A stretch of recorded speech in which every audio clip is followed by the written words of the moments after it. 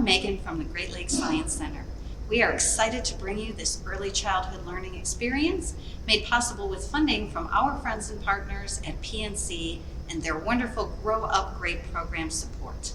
Today, you are going to get a chance to be a weather watcher. You already know there are lots of kinds of different weather just by looking out the window or going outside each day. Go ahead, look out the window right now. What kind of weather do you see? Maybe it's sunny and warm. Maybe it's cold and snowy. Maybe it's cool and windy.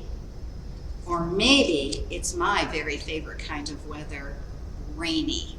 I love those cozy rainy days. Let's start by sharing a book. Our book today is called What Falls from a Cloud. We're going to explore my favorite kind of weather, rain. What Falls from a Cloud by Krista Kaiser. On any cloudy day, you can observe the clouds in the sky. Look up high, see them soar and fly. Some are big and some are small. On this day, they are big, white, and fluffy, just like whipped cream on an ice cream sundae. One day, I noticed that the clouds were not white. The sky was dark, the clouds were gray, and something was falling from the sky. What could it be? You guessed it, rain. Rain was falling from the clouds in the sky to the ground. The people in the streets were running to stay dry. Some people were prepared that day. They had special rain gear, like raincoats and umbrellas that helped them stay dry. I bet you have raincoats and umbrellas too. The rain made puddles on the ground. When people stepped in them, there was a splash sound. It was raining a lot. Not a little, but a lot. Pitter-patter was the sound of the rain that day. Let's make that sound together. Repeat after me. Pitter-patter, pitter-patter, pitter-patter, pitter-patter. Pitter-patter went the rain that day until it stopped. So yes, what was falling from the clouds in the sky? Rain. Now, I bet you wonder, because I know I was wondering, are clouds always full of rain? And if they're not, how does rain get there? Well, I have something here to show you that will help you understand. This is something called the rain cycle. So water starts on the ground. Maybe it's a river or a lake or even a puddle in your driveway. And the sun heats it up. And all those little molecules of water on the ground, they start to get some energy. And they start moving and grooving and spreading out, and they actually rise up through the air. Now those tiny molecules of water are so small that we can't see them with our eyes, but it's still happening. It's rising up through the air. And the higher you get in the sky, the colder the air gets. So as those water molecules get heated up, they're getting energy, they're spreading out, they're rising up. But as they get up high, it gets cold and they start to lose that energy and snuggle back up together, and they look for something to stick to. So it might be dust or pollution or something in the air. And as they come back together, millions of those drops of water vapor form clouds. When there's not a lot of water vapor in the clouds, we have white. But you can see the clouds get darker and darker, just like in our story. And when those clouds get heavy and so full of water that they can't hold it anymore, it falls back down to the ground, into the lakes and streams and puddles again. The sun warms it up and it starts over.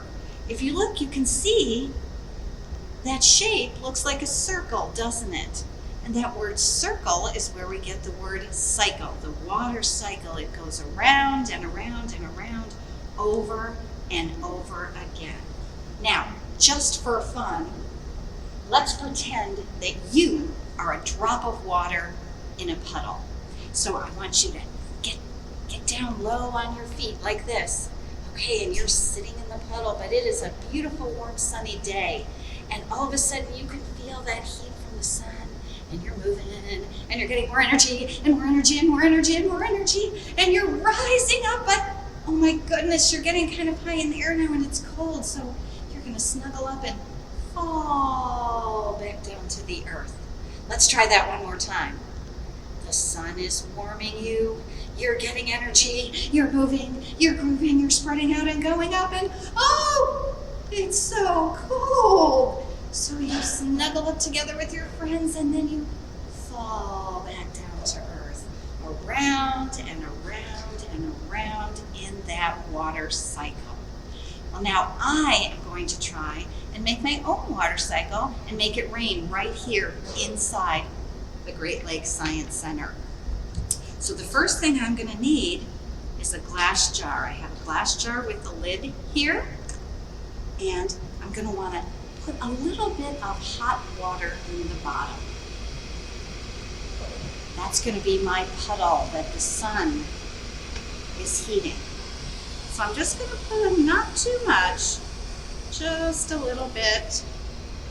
And then I'm going to put a little spray of hairspray in it. Stick the lid on top. Now, the hairspray will be that thing that the water vapor sticks to. It needs something to stick to up in the sky. And remember I said as you go higher and higher up, it gets colder and colder. So I've got some ice here that I'm going to put on the top to make the top of my jar cold, just like the sky gets. And if you look closely, you can probably see a little cloud forming in there. Now, right away that little cloud formed, and it'll take a couple minutes of watching it, but what you'll see is as that warm water rises up and hits the bottom of my lid and gets cold, you will see little tiny drops starting to fall down. Now I did one a little earlier. You can see drops sliding down the side and dripping from the top. So I actually made my own water cycle right here inside of the Great Lakes Science Center. It's raining inside. Now, it is your turn to experiment with making your own water cycle. And you don't have to have the same materials that I have. You do want something that's clear so you can see the cloud forming and you can see the droplets sliding down the side or dripping from the bottom of your lid. But if you don't have a jar like mine, you could use a mayonnaise jar or a jelly jar or maybe even just a glass.